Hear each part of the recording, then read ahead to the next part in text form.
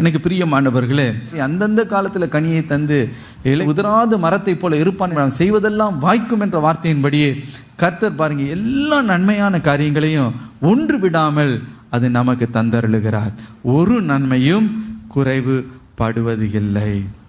குறை இல்லை என்பதற்கும் ஒரு நன்மையும் குறைவுபடாமல் இருப்பதற்கும் என்ன வித்தியாசம்? இந்த ரெண்டு காரியத்திற்கும் என்ன பெரிய வித்தியாசம் நீங்க பார்க்கும் பொழுது, எனக்கு பிரியமானவர்களே, எல்லா தேவையான அவசியமான தேவைகளையும் கர்த்தர் பூர்த்தி செய்கிறார். ஆனா ஒரு நன்மையும் குறைவுபடாதுன்னு சொல்லும் பொழுது அது ஒரு மேலான ஒரு ஆசீர்வாதம். அப்படி என்றால் என்னென்ன நன்மைகளை கர்த்தர் உங்களுக்காக இந்த பூமியில நீங்க பெற்று அனுபவிக்க வேண்டும் என்று ஏற்கனவே அவர் நல்லவராய் உங்களுக்காக ஆயத்தமாக்கி வைத்திருக்கிறவைகளை நீங்கள் பெற்றுக்கொள்வது. ஹல்லேலூயா. ஒரு நன்மையும் குறைவு பட போவதே இல்லை. ஹல்லேலூயா.